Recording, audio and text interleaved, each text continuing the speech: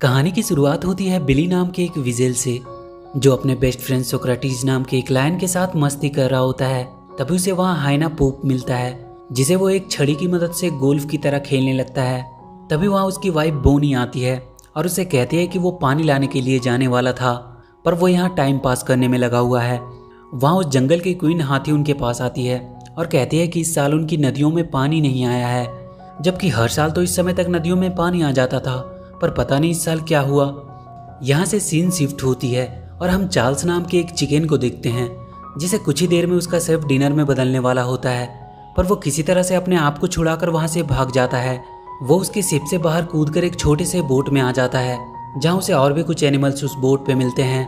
उन सारे एनिमल्स को इंसानों की वजह से अपने घर को छोड़कर भागना पड़ा था। वो एक ऐसे जगह की तलाश में जा रहे होते हैं जहाँ अभी तक इंसान ना पहुंचे हों।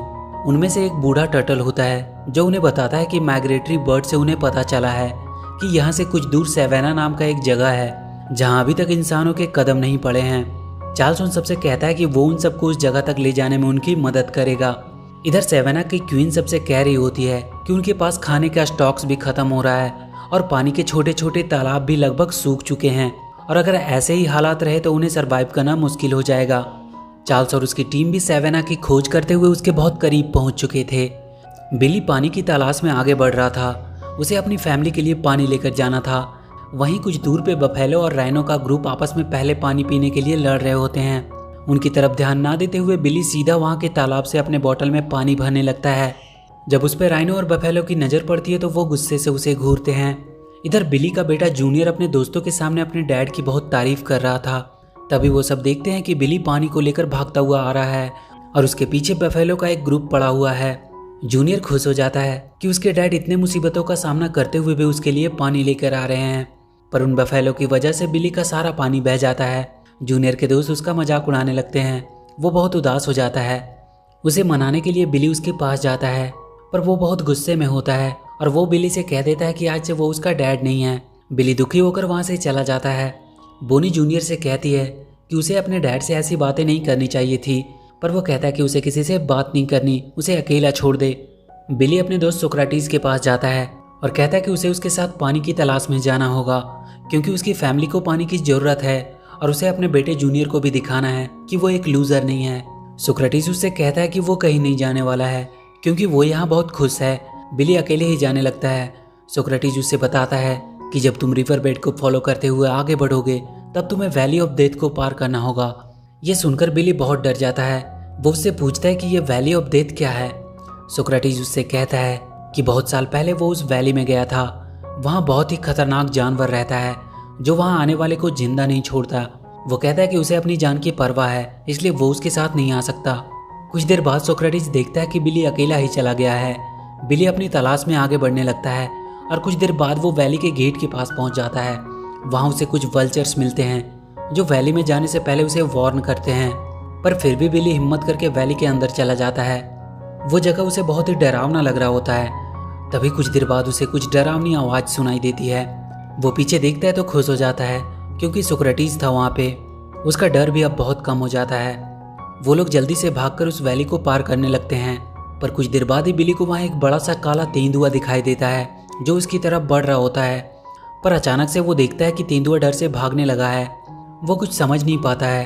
तभी वो अपने पीछे देखता है, वहाँ बड़ा सा एक पोलर बियर था जिसकी डर की वजह से वो तेंदुआ भागा था। सोक्रेटिस भी वहाँ आ जाता है। वो लोग वहाँ चार्ल्स से और उसकी बाकी टीम से मिलते हैं। रात को वो सब वहीं आराम करते हैं। वहाँ सोक्रेटिस बिली को बताता है कि कई साल पहले वो अपने भाई के साथ इस वैली में आया था, पर अचानक से किसी ने उसके भाई को मार दिया। उसने उस दिन वहाँ एक अलग क्रिएचर को देखा जिसे इंसान कहते हैं। सुबह चार्ल्स सबको उठाता है। वो बियर उनसे कहता है कि अब वो और कहीं नहीं जा सकता, क्योंकि वो बहुत ज़्यादा थक चुका है। चार्ल्स अपने दो एनिमल टॉबी और स्माइली को बिली के साथ पानी ढूंढने के लिए भेजता है और वो उन दोनों टर्टल के साथ बियर के साथ ही रहेगा। वो चारों वहाँ से आगे बढ़ जाते हैं और बहुत जल्द वो उस वैली के अंत तक पहुँच जाते हैं। उन सबको वहाँ एक बड़ा सा डैम दिखाई देता है। उसी डैम की वजह से उनकी नदियों का पानी रुका हुआ था। वो सब छुपते हुए डैम के ऊपर जाते हैं।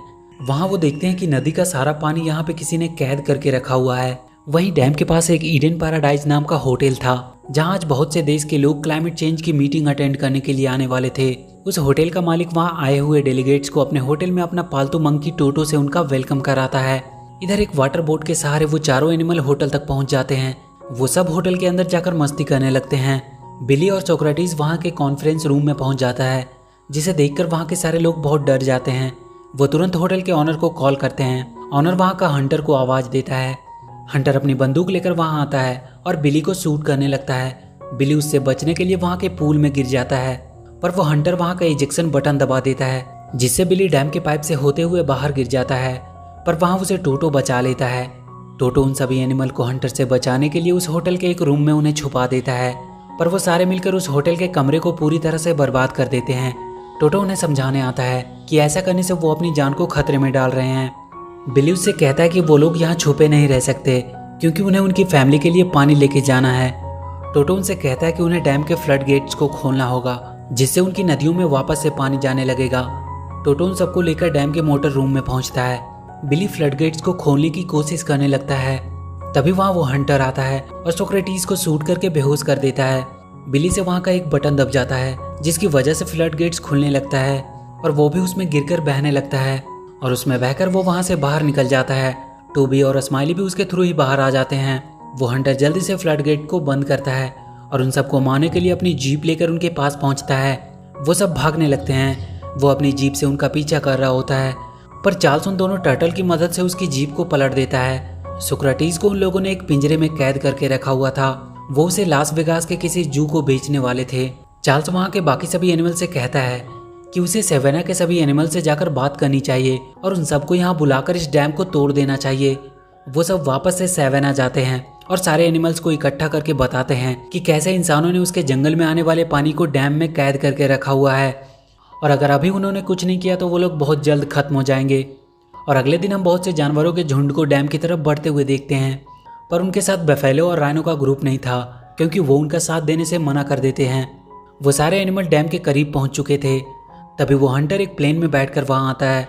वो उन पर एक मिसाइल दागने वाला होता है, पर तभी वो देखता है कि उसके पीछे टोटो है। वो उसे मारने लगता है और गलती से बटन दबने की वजह से वो मिसाइल वहां के डैम के पाइप के अंदर चली जाती है, पर वो फटती नहीं है। टोटो किसी तरह उस प्लेन को लैंड करवाता है। उस होटल के मालिक का बेटा माया सोक्रेटिस को उसके पिंजरे से आजाद कर देता है और इधर चार्ल्स अपने एनिमल्स को डैम पे अटैक करने को कहता है। सब अपनी पूरी ताकत के साथ डैम को तोड़ने की कोशिश करने लगते हैं। तभी वो देखते हैं कि बफेलो और राइनो की टीम उनकी मदद के लिए आई है। वो सारे उस डैम को तोड़ने लगते हैं। डैम अब थोड़ा सा हिलने लगा था, पर इतना काफी नहीं था।